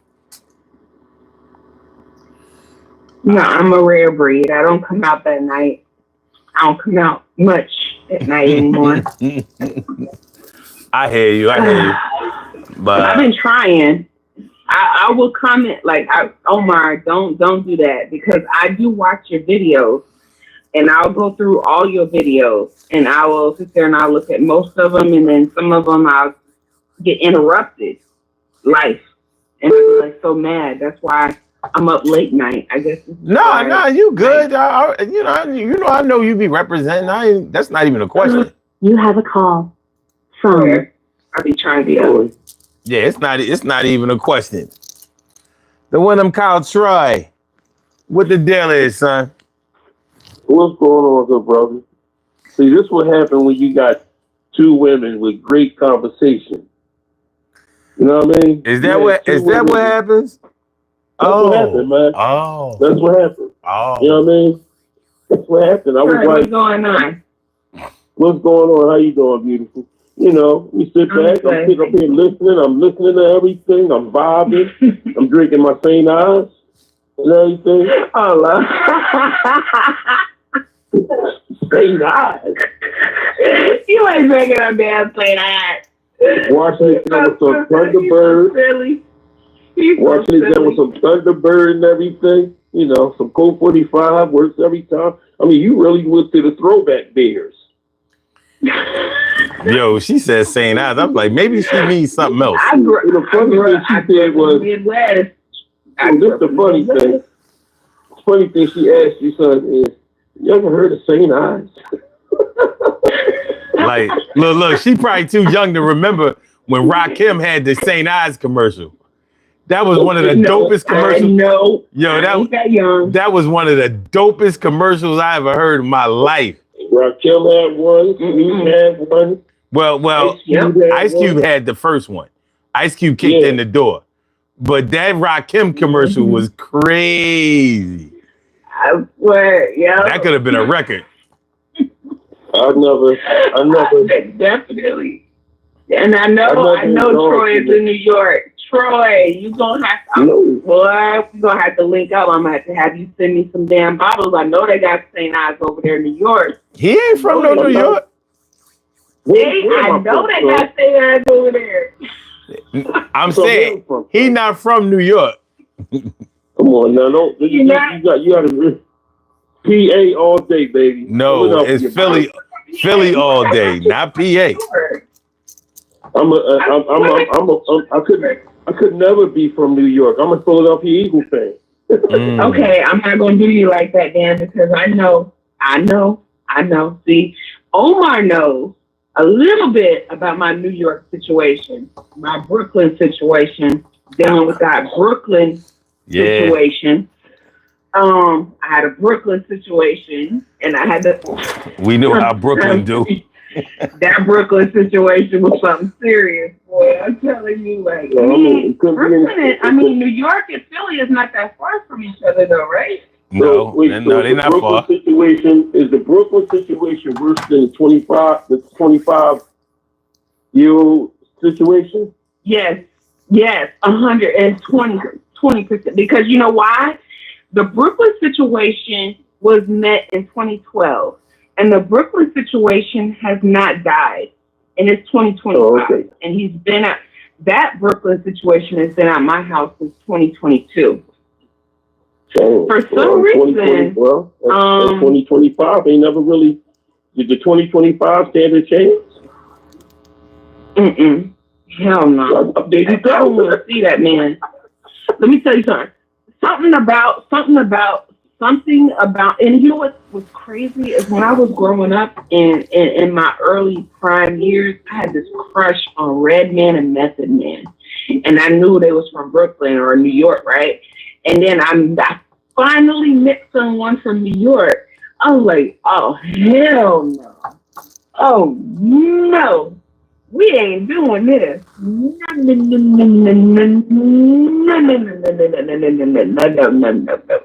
Something about New York, I can't do. They different. Something different. Yeah, they different, all right. I don't even want to say special, just different. Well, they have a certain. It's not a swag. It's just something that is in New York. When I went to New York, it was mesmerizing. I ain't gonna lie. Like New York and the North itself. My cousins is from New York, from Albany, and I was like, all right, this is cool. Oh, they from New York State. Statue of Liberty, like I love this shit. Like, but. Man, the North is something different. I don't know. I know Philly is North too, so y'all different too, but I ain't gonna put y'all in that category. Troy, we not doing no OT tonight, so I suggest you utilize this last minute. Okay, I already know, bro. Listen, it's like this, man. I've had people that, you know, I had to cut loose. And it takes me a while to do that because I already explained to you about how my mom bounced past me that forgiving heart. because I forgive easy. That's either in relationships and that's either in friendships. Me and you met, and when me and you met, I don't think it's a bond that can break us. Because I know you know things about me, and I know how you react. Like the other day, Sunday, when you was just like, "Yo, my bad." This, I was like, "No, you ain't gotta apologize. I know you." You know what I mean? Yeah. So when you sit back, when you know a person, when you know, shit, if this the way I know you in comedy, and I know how you talk to motherfuckers when they get to that point when you get frustrated and you ready to go up in their mouth at times. So me and you on here, and you already frustrated about the GL. I can really fuck up. I already know what you're gonna say. You know what I mean? So at the end of the day, you have to judge your people accordingly. Sometimes the small shit you can let go, but when that major shit comes in, like one of my boys, just like my brother I grew up with, he's real. He like family. When my mom passed away, I was calling his phone. At no point in time did he answer my call. Even text him, look, my mom passed away, this, that, and the other. But then when his sister passed away, he gonna tell me he was calling my phone. Never once did you call my fucking phone. Because had you called my phone, I would have answered it. That's not me. Don't nobody call my phone and I don't answer it. If I get a message, a text message, or if I see a missed call, I'm gonna call you back. Because you don't know if it's anything, if it's something serious or if it's something you just want to bust up or what's going on. So I mean, at the end of the day, he took that as me like ignoring his phone calls and I don't hear from him. Oh well, you can't do. My mom passed away. You couldn't even acknowledge that. So when your sister passed away, and I didn't even know that because I would have been there. I had another boy. When my mom passed away, I reached out to him, talked to him, called him. He reached out to me. Couldn't make it to the funeral. Couldn't make it to the funeral. But then you turn back around and when his mom passed away, made it to the funeral. Would have went to the repast, but they didn't have a repast. They just him and his family went out to dinner. So I was like, let me just that's some more, that's some what more personal. You know what I mean? Mm-hmm. So at the end of the day, it's people that I can sit back and I can accept. But then there's some people I just be like, you know what, fuck it, man. I'm not gonna I can't keep extending my hand out. And then when you don't extend your hand out at all, everything ain't about money and finances. Sometimes it's just about brotherhood. And if I look at you as a brother, I look at you as a brother. I don't dibble and dab with. I don't like friendships. I like brotherhoods. So when I'm on the phone, I'm here like me and you busting it up, and I'm on the line saying, all right, this is my brother. I'll fight to the death for something. In your mind, you know that for a fucking fact. Right. You know what I mean? So it's not, we done been out of cities doing comedy, and the only people that went out there together is me and you. So if something go down, we got to go down together. Mm-hmm. Well, let me ask you this. Whether it's Delaware, whether it's New York, whether it's fucking, what else? Fucking Allentown. Anywhere we go, we got to do that together. We don't get paid our money. We got to deal with that together. Well, let me ask you this. What and friendships that when y'all severed ties or y'all wasn't cool no more, what would it take for you to, or have you ever like rekindled the friendship? And I'm talking about where there was a real reason or a good reason for y'all separation in the first place. But like where you didn't actually consider y'all to be friends no more. What would it take to you? I mean, what would it take for you to be friends with that person again, or could you? A conversation. That's, to me, nothing is really, unless it has something. If it go personal, like something with my family or something with my wife, or something with my daughters or my kids, then that's deep. There is no there is no fixing that. Mm. Matter of fact, it might go to a different level then. But if it don't have nothing to do with that, everything else can be discussed and fixed and everything. I don't think that we're not kids, we grown ups, we're adults. That immature shit went out back in the day. You know what I mean? If we can't discuss it like this, then it can't be fixed. But with me, I can just conversate with a person, and I might not see you for maybe years and be like, yo, what's going on? And that shit might not even be brought up, or if it be brought up, man, all that shit we went through back then, man, that don't mean shit to me. Yeah, but the thing is, like, what if, all right, if you get back, or if you break up with somebody that you was going with, or somebody that you was married with, more than likely there was a loss of trust that was accompanied by, with the breakup. With friendship, Okay, I'm thinking that it's hold on. Let me finish. Yeah.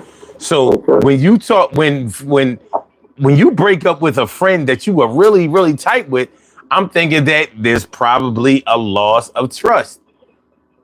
So how do you put back together? We know that sometimes in a romantic relationship, you will exchange the trust for love. Like, all right, because I missed him, because I love him so much, I gave him another chance. And the love made me feel like I could trust him again because I wanted to trust him.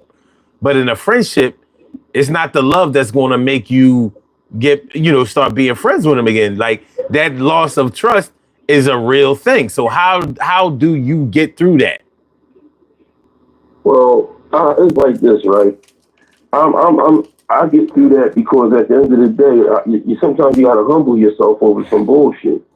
Now, in a relationship, that's more intimate. There's a more intimate thing with that. There's a more you're not. If we in a relationship and you married, the intimacy is the fact that y'all screwing, that y'all living together. If y'all married or you're in a relationship deep like that, and y'all living together, that's a different monster.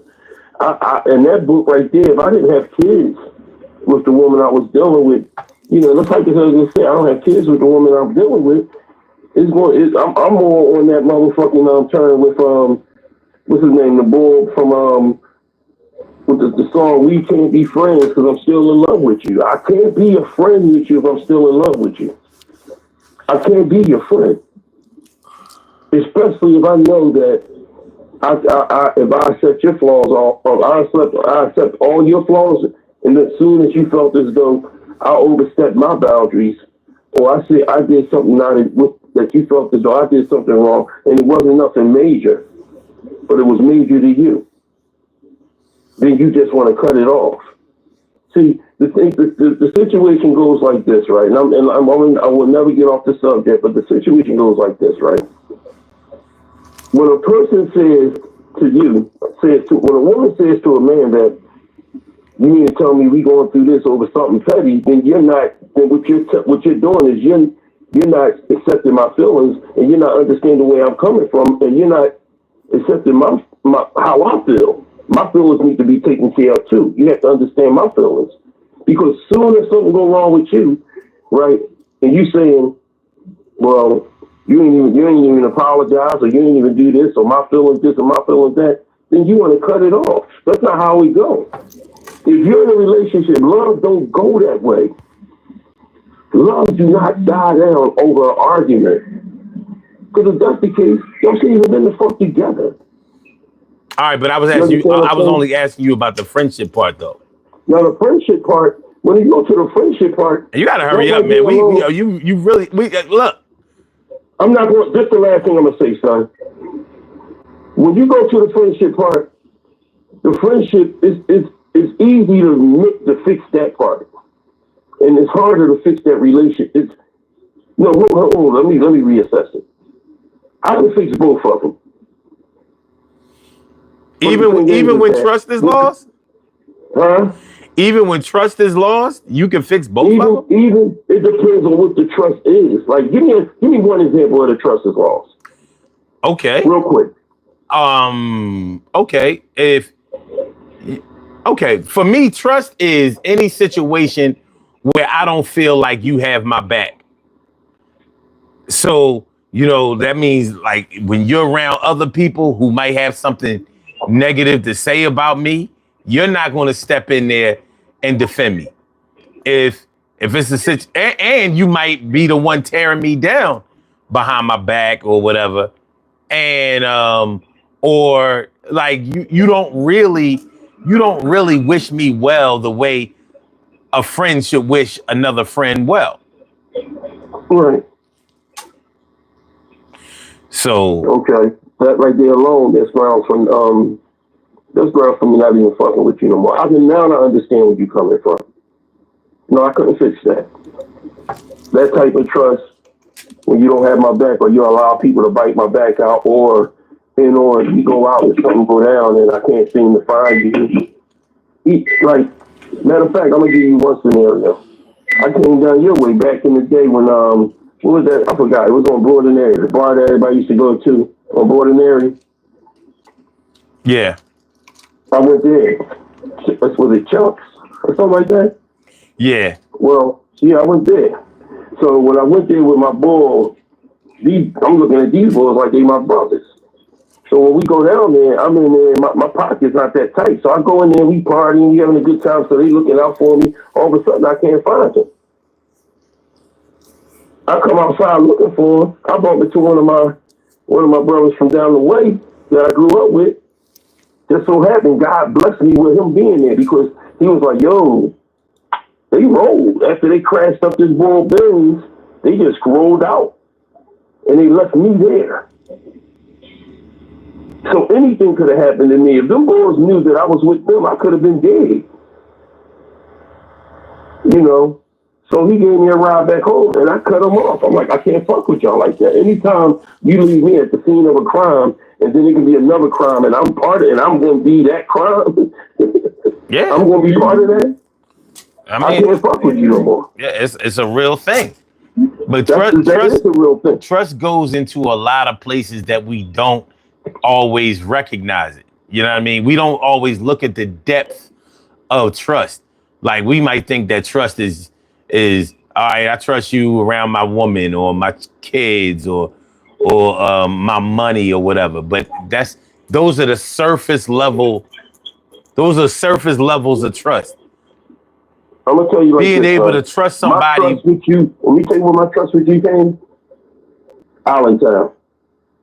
Okay. When we did that comedy show and that shit happened, and the way you was there for me, and you was like, "Yo, Troy, I got you. You protected me." And I know that if I got into something with him or anybody else trying to jump in, I know what you would have did. And that's cool.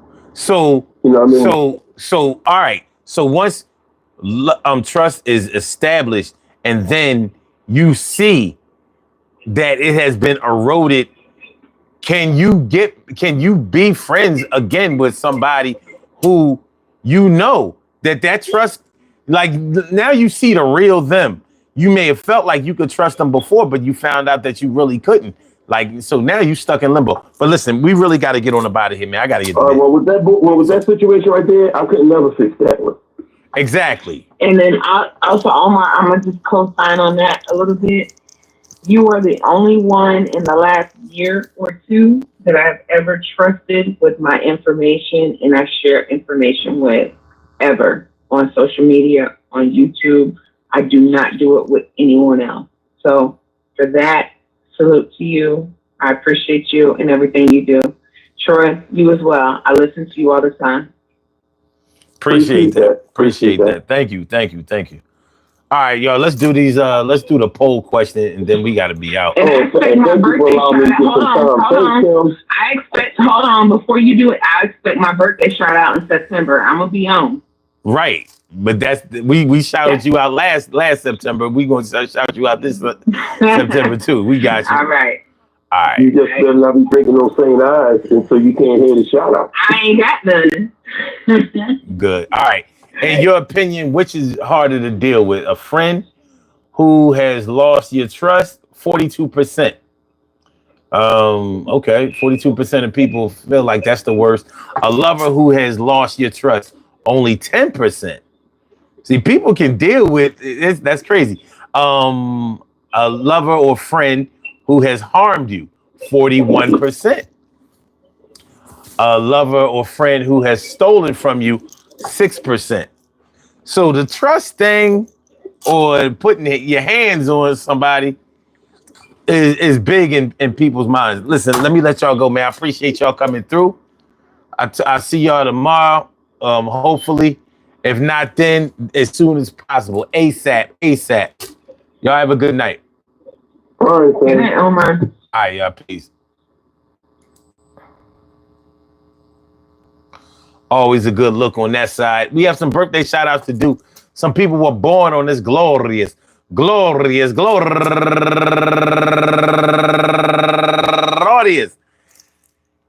July 22nd, and they deserve to be acknowledged. So let's go about our business of acknowledging them and making them feel special because they are special, because they are special, because they are SPECIAL. They get the RESPECT. They are SPECIAL. They get the RESPECT. They are SPECIAL. They get the RESPECT. They get number one out the box, Shay Jeffrey. Happy birthday to you, and also Chanel Thompson and Tiana, Rhonda Hawkins, Sonia Goddess Holman, Selena Hightower, Raul Gomez, and last but not least, my young boy, my young son, Marquise Pratt. I want to say happy birthday to all of y'all, and I hope that today finds you all in good health, happiness, mind, body, soul, and spirit. And that goes out to each and every person out there born on this glorious